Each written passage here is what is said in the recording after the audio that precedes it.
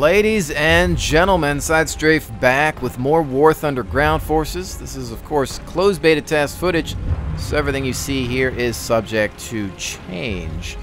But with that said, we're back in the realistic battle mode with the German tank destroyer Sturmgeschütz. This is the Stug, of course, as most of you know it, and a true classic, not only in tank gaming, but World War II history. The Germans often fell back to this bad boy when their other new, more experimental tank destroyers failed them. Of course, this is just a video game, so we don't really have to worry about reliability or tank maintenance. They aren't going to break down on us in the heat of battle. But as you can see, it looks like we've got a T-34 in between that bunker and rock formation. That's a little closer towards where the enemy spawns. And more often than not, that's where they're going to get picked off by other Stugs or Panzer IVs. Now, the best thing about this L43 75mm gun is its rate of fire. It obviously can spit ammo out like it's nothing. So I really suggest you stock up on armor-piercing rounds. The high explosive will work against soft targets, flak panzers for example, or if you want to take out AA gun emplacements and perhaps help out your air forces. But here, as you can see, we've got another T-34. He's hull down. Our X or indicator there was red, stating that we would have a difficult time penetrating, but we still fired the shot. We're able to penetrate and take him out with a nice turret shot there. Again, no hit points to keep him alive. So I find that while the X might show red or yellow in some cases, you still just want to keep firing, especially if you have a gun with a high rate of fire, because you are sometimes able to pen. I'm not sure how accurate that indicator is, but again, it's closed beta, and when we're talking about realistic and full real battles, that X is probably going to be gone. Now in this example, we've got two T-34s rolling together towards an objective. I decided to put a stop to that. Some track and fuel tank damage there on the first one. I continue to light them up. We've got that rate of fire on our side and penetration also to get the job done. However, you can see they answer in kind. Suspension, track, transmission. I go to repair the track, but as you can see in realistic battles, it's well over 3 minutes and 40 seconds worth of repair time.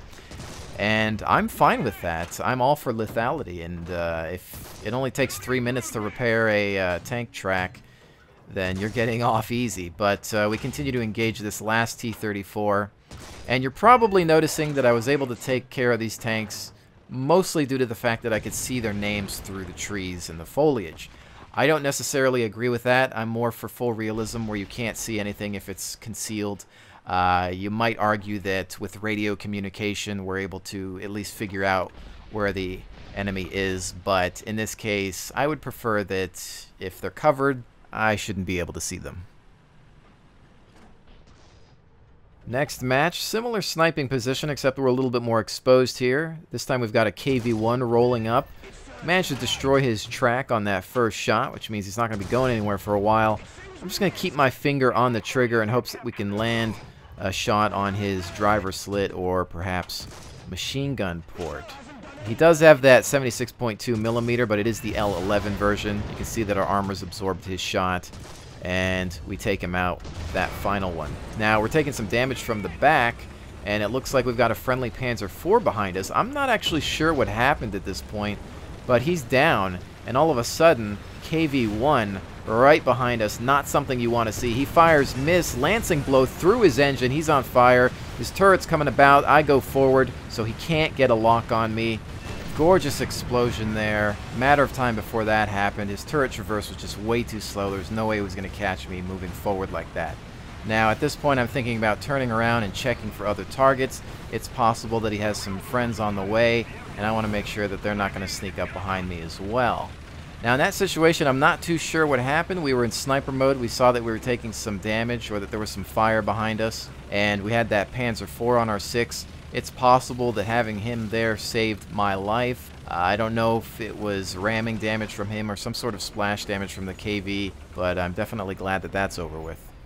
Same match back in my old sniper perch from a few games ago. We've got two T-34s on the way. I'm trying to aim at the machine gun port of this T-34, hoping that that's going to be my sweet spot. But he is pretty far away. We do manage to connect there. Enemy control compartment. Another hit. His shot lands low. One more unit destroyed, but we still have that other T-34 to deal with. Now we're going to reposition here. You got to remember it takes some time to bring that gun to bear. And then you can see there's another T-34 on the left. His shot hits, armor absorbed, single shot for the kill. Looks like we hit his ammo according to the text on the right-hand side of the screen. We're going to back off, try to reposition, and engage the T-34 to the left. However, as we'll soon see, that tank is probably the least of my concerns. It looks like I'm the last vehicle left on my team, and they're already winning by point capture. So the only thing I can really do now is try to survive. I could perhaps think about trying to capture a point by myself, but the Stug is not exactly the greatest vehicle for that job. And on top of that, the second I enter the capture square, it's going to light up and they're going to know that I'm there, and they'll probably want to surround me, as I do already know that there's about 2 or 3 of them left. Now we can see here we've got a T-34 coming up on our right side. We see his name. I'm going to push up, try to scare him away at this point, and just try to protect my camp. You also hear artillery inbound.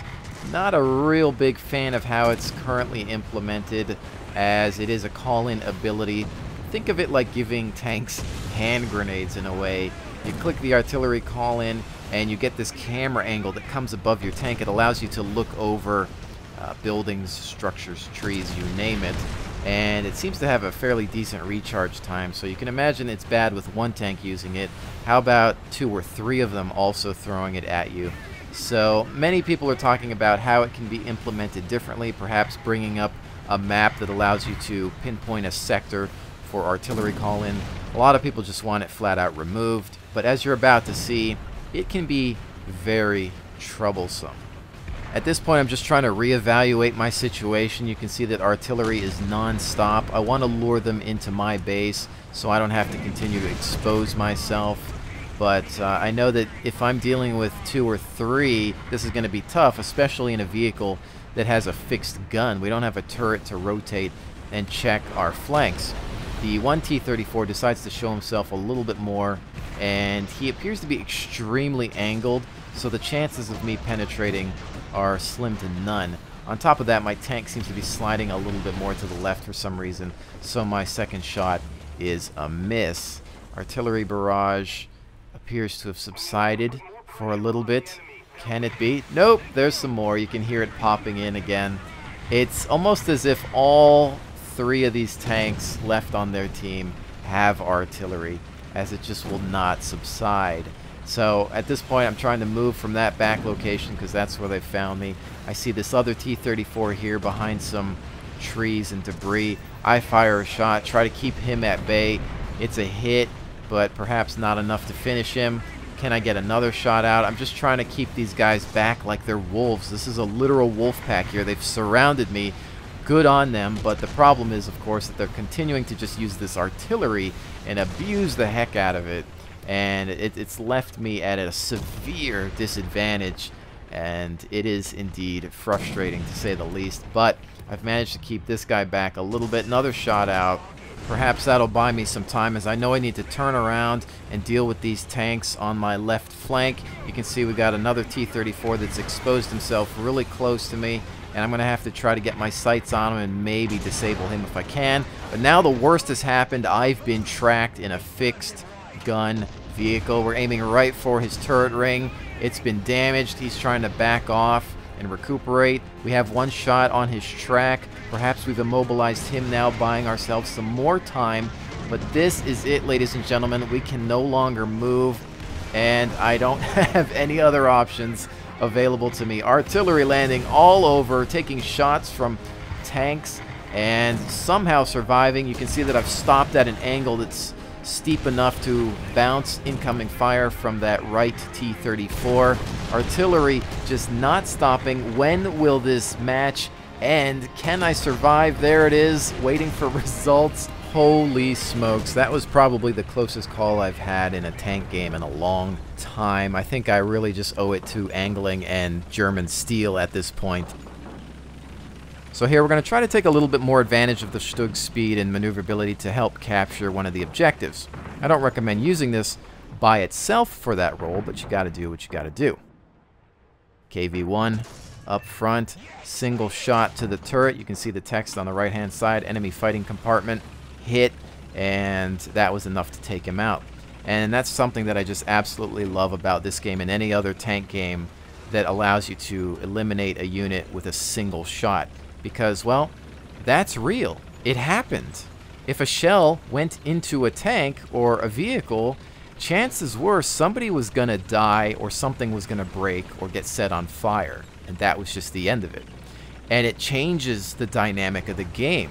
You have to think about positioning, how you're going to flank, what tactics you're going to use, combined arms, all these things. You have to bring them together to win a game. And it's about not getting hit in the first place. If you've taken a hit, then you've done something wrong. And it's going to happen, but we have to accept that. And it just makes it more of a game of strategy. And that's just something I've always wanted from other tank games.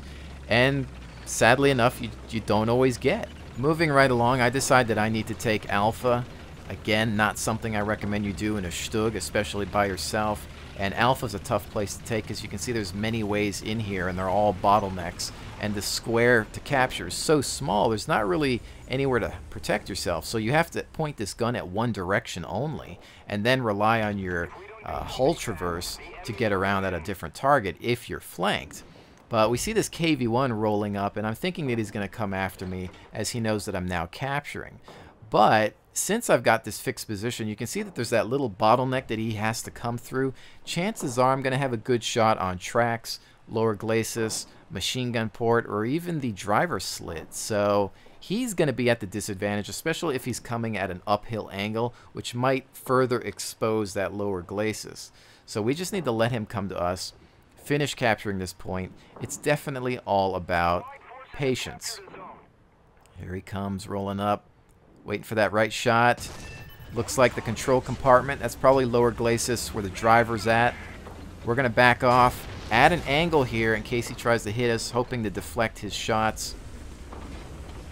Now he does have that weaker 76.2 millimeter, but at this range it's still deadly, especially if he aims for my driver port.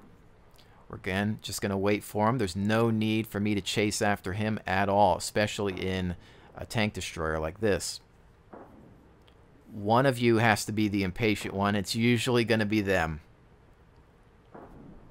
You can see him just twitching around there, thinking about what he wants to do. There's that track. I go for it.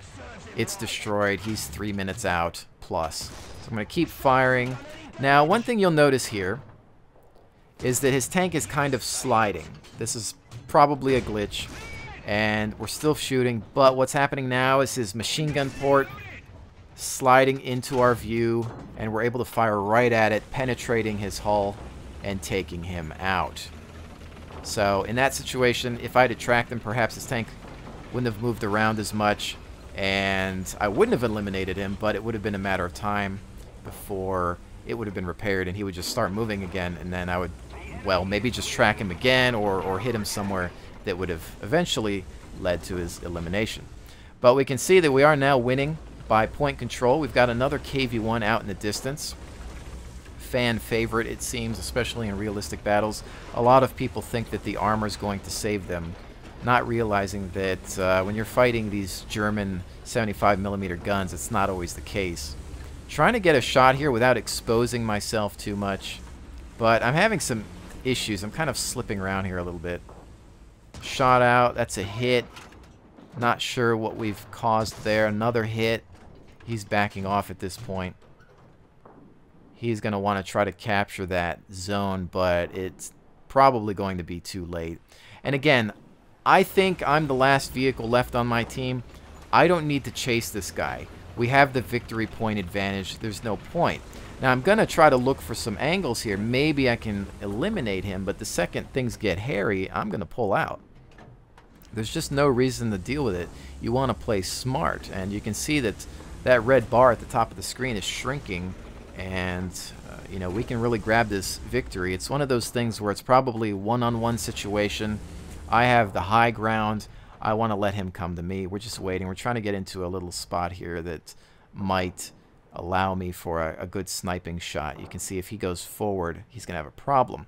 The problem was, though, is I kept slipping around. You can see that my tank kept drifting over to the left, and I'm trying to maneuver my tank so it won't do that. I really don't know what's causing that. There seems to be some sort of terrain issue, but I'm sure that they're working on it for the next patch. And you can see as he's coming out there, my tank starts slipping, but we do manage to take his track out, which means that's going to buy us a good amount of time. But he does have a firing solution on us, and I'm just not maneuverable at this point. For some reason, I keep sliding around on this hill, so I'm trying to back off because I don't want to get eliminated. Knowing that I'm the last one left on the team means that if he takes me out, it's over. That was a close one right near the driver port, which is a known weak spot. That could have been bad. I'm assuming that my angle was the only thing that saved me, and the lower power and range at which he had to fire.